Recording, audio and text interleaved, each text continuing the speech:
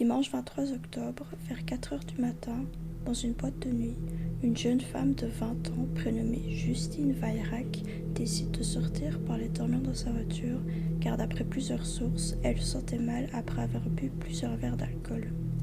Un ami à elle, Théo, l'accompagne. Une fois dehors, un jeune dénommé Lucas s'approche d'eux. Ce dernier dit à Théo que lui aussi aimerait se reposer dans la voiture, donc Théo les laisse seuls et retourne dans la boîte de nuit. 1 heure plus tard, Théo commence à s'inquiéter et ressort de la boîte de nuit pour vérifier si tout va bien, mais Justine et Lucas ont disparu. Mais avant de poursuivre, qui était exactement Justine Weyrach? Le profil de la victime. Elle avait seulement 20 ans, mais elle était maman de Gabin, son petit bout de chou de 2 ans dont elle était très fière. Ses proches s'accordent à dire que Justine était une fille polie, impeccable et avec un petit à son image, toujours joyeux. Gabin était sa priorité. En effet, elle avait abandonné ses études pour pouvoir se consacrer entièrement à lui. Il était son rayon de soleil.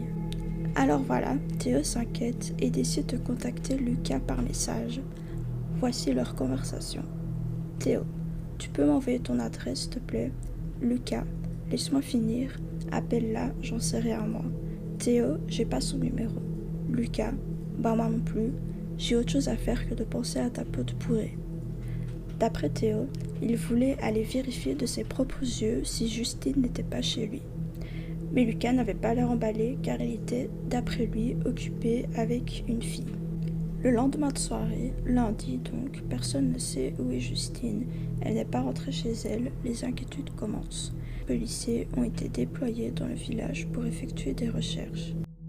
Samedi par mois, elle aime bien aller retrouver quelques copains, elle danse et puis elle rentre toujours parce qu'elle a un petit copain et qui l'attend. Et Justine, oui, c'est sa petite soupape un samedi par mois, mais c'est tout. Justine nous donne de ses nouvelles. Justine, elle reste pas comme ça. Lucas devient le suspect principal dans cette affaire et mardi à 9h45, il est mis en garde à vue après avoir tenté de s'enfuir. Durant sa détention, le sac à main calciné de Justine a été retrouvé près du domicile de ce dernier, ainsi que des traces de sang dans sa chambre à coucher et dans son véhicule. Après cette découverte, Lucas finit par craquer et avoue tout. Il dit que Justine est venue chez lui durant cette fameuse nuit et que d'après lui, ils ont eu un rapport consenti, mais il avoue lui avoir donné un coup de poing. Après cette violence, Lucas explique qu'il a remarqué que Justine était inconsciente, elle ne se réveillait pas. Il décide de porter son corps à l'extérieur et en utilisant un engin agricole, il creuse la tombe de la jeune femme. Le jeudi 27 octobre, les policiers retrouvent le corps de Justine dans une forêt non loin, enfoui sous terre. Le profil du tueur. Lucas, 21 ans, ouvrier agricole, travaille dans la ferme de ses parents. Ferme familiale qui existe depuis plusieurs générations à la lisière d'une forêt. Lucas est tantôt décrit comme étant fêtard, jovial et gentil, tantôt comme un turbulateur, impulsif et agressif. Ses actions passées confirment la deuxième partie de cette description. À l'école, il a été expulsé de nombreuses fois de salles de cours, voire même plusieurs jours car il était trop turbulent. Il a même fait un séjour en prison car il avait incendié une grange. L'autopsie. L'autopsie révèle des coups et blessures sur le corps de Justine.